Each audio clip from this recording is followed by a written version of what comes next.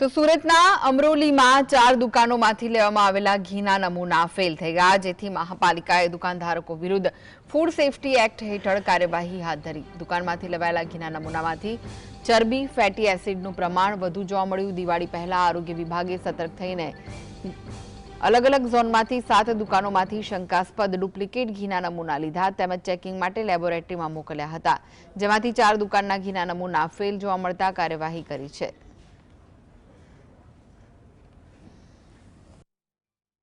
અમરોલી કોસાડ વિસ્તારમાં 3 અલગ અલગ જગ્યાએ ચકાસણી કરેલ જે લોકો ઘીનું ઉત્પાદન કરતા હતા, તેથી તેઓ પાસે અલગ અલગ બ્રાન્ડના ઘીનું ઉત્પાદન કરતા હોવાથી તે જગ્યા જે ઘી શંકાસ્પદ જણાતા તેમાંથી 7 ઘીના નમૂના લેવામાં આવેલ, જેમાંથી 2 અનસેફ આવે છે અને 5 સબસ્ટાન્ડર્ડ આવે છે। આ નમૂનામાં વેજીટેબલ ફેટનું પ્રમાણ ખૂબ ઊંચા પ્રમાણમાં જોવા મળે છે। તો દુકાનધારકો વિરુદ્ધ સેફ્ટી એક્ટ હેઠળ કાર્યવાહી હાથ ધરાઈ છે। દુકાનમાંથી લેવાયેલા ઘીના નમૂનામાંથી ચરબી, ફેટી એસિડનું પ્રમાણ વધુ જોવા મળ્યું હતું।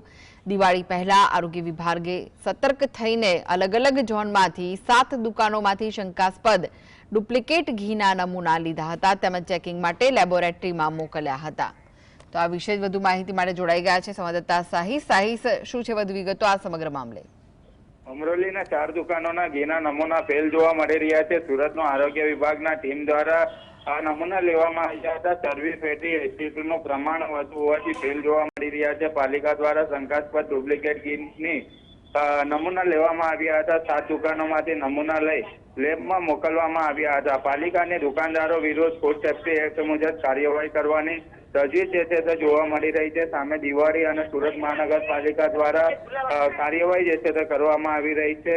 ગઈકાલે પણ અલગ અલગ ઝોનમાં નમૂના લેવામાં આવ્યા હતા। જે રીતના દિવાળીનો તહેવાર હોય કે પછી જ્યારે દશેરા હોય, અલગ અલગ જે તહેવારો દરમિયાન સુરતનો આરોગ્ય વિભાગની ટીમ દ્વારા નમૂના લેવામાં આવતા હોય છે, ત્યારે જે રીતના ઘીના નમૂના લેવામાં આવ્યા છે, સિમ્પલ ફેલ જણાવવામાં આવ્યા છે, ત્યારે દુકાનદાર સામે પણ કાર્યવાહી કરવામાં આવી રહી છે। જી, આભાર સાહિસ માહિતી આપવા માટે।